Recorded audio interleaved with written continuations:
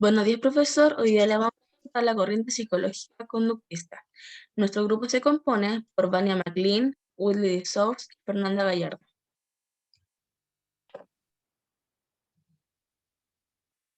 El conductismo es una corriente de la psicología que estudia la conducta o comportamiento humano o animal a través del procedimiento experimental.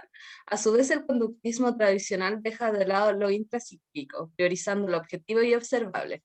Los conductistas tienden a concebir a los seres vivos como túbulas rasas, cuya conducta está determinada por estímulo. Este término se refiere a cualquier señal, información o evento que produce una reacción o respuesta. Respuesta: cualquier conducta de un organismo que surge como reacción. Condicionamiento: es el aprendizaje derivado del estímulo y la respuesta. Refuerzo: es la consecuencia de una conducta que aumenta la probabilidad de que vuelva a darse la reacción. Castigo: opuesto al refuerzo, conducta que disminuye la probabilidad de que la reacción vuelva a darse.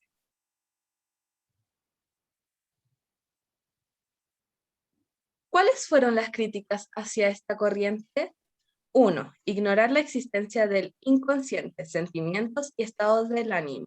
El conductismo se focalizó en lo experimental y observable.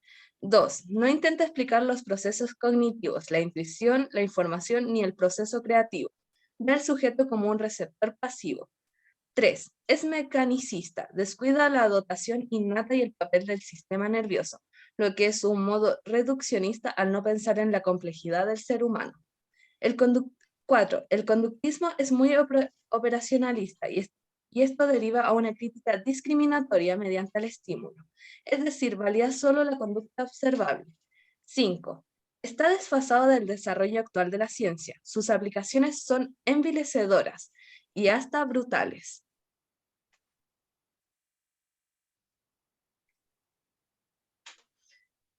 Aquí tenemos algunos tipos de conductismo. Primero tenemos al conductismo clásico, que fue formulado por John Watson. En este tipo de conductismo, los estudios se centran en la vinculación entre estímulo y respuestas. Y en segundo lugar tenemos el conductismo radical, que fue formulado por Skinner, y consideraba que la conducta no podía entenderse únicamente a través de procesos de condicionamiento simple. Skinner propuso que la conducta está más ligada a la percepción de la consecuencia en nuestras acciones. En tercer lugar tenemos al interconductismo o conductismo de campo de Cantor. Es semejante al conductismo radical.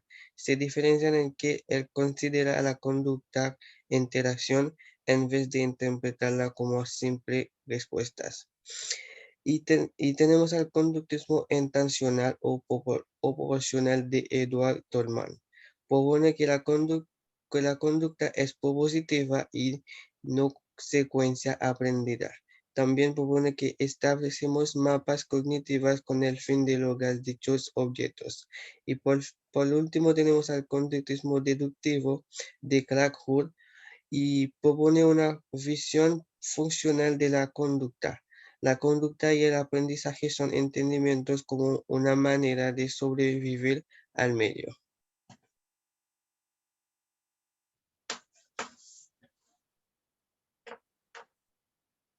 Aquí tenemos a John Watson, quien nació en el año 1878 y murió en el año 1958. John Watson fue un fuerte defensor de la importancia del aprendizaje en el desarrollo humano y padre de una escala de pensamientos conocidas como conductismo. John Watson intentó hacer de la psicología una ciencia. Él aplicaba las técnicas y principios de la psicología animal a los seres humanos. Su objetivo era explicar cómo aprendemos. También hizo unas aportes que fueron la teoría del estímulo-respuesta, el aprendizaje, el aprendizaje por medio del uso y desuso, pos- postulados conductistas. También tenía unos puntos débiles. Es que sus experimentos no han podido ser replicables.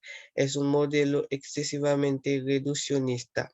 en capacidad para explicar la conducta activa, concepción del organismo vacío.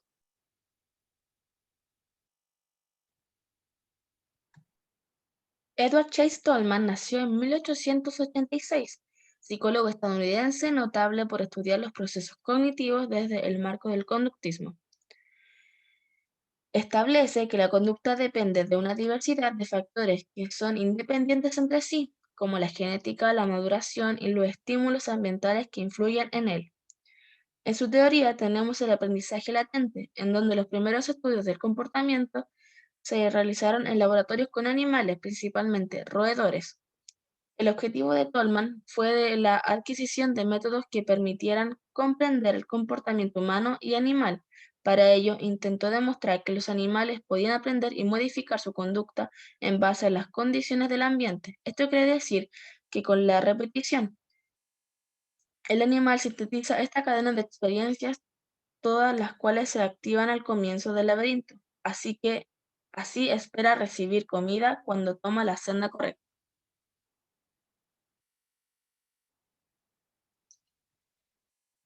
John Watson tenía una frase célebre en donde decía: "Dame una docena de niños sanos, bien formados, para que los eduque y yo me comprometo a elegir uno de ellos al azar y adiestrarlo para que se convierta en un especialista de cualquier tipo que yo pueda escoger". A esto se refiere a su experimento que realizó con animales, especialmente con roedores, pero también lo puso en práctica con niños, como el caso del pequeño Albert. Edward Tolman también tenía una frase célebre: "Los humanos crean mapas cognitivos de sus ambientes, lo cual es como un laberinto creado por Dios, en donde en su experimento estudia los comportamientos de los seres humanos".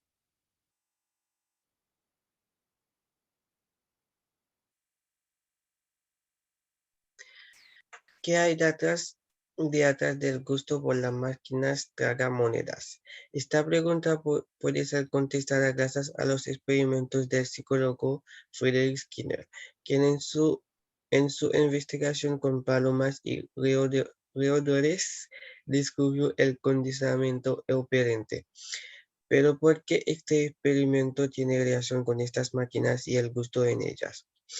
Skinner realizó este experimento con animales con el fin de descubrir la conducta que tenemos los seres humanos al enfrentarnos al condicionamiento operante.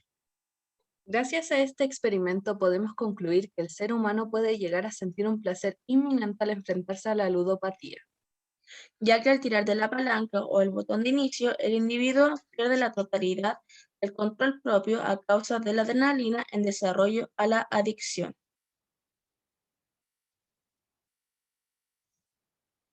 Gracias, profesor. Esta ha sido nuestra presentación.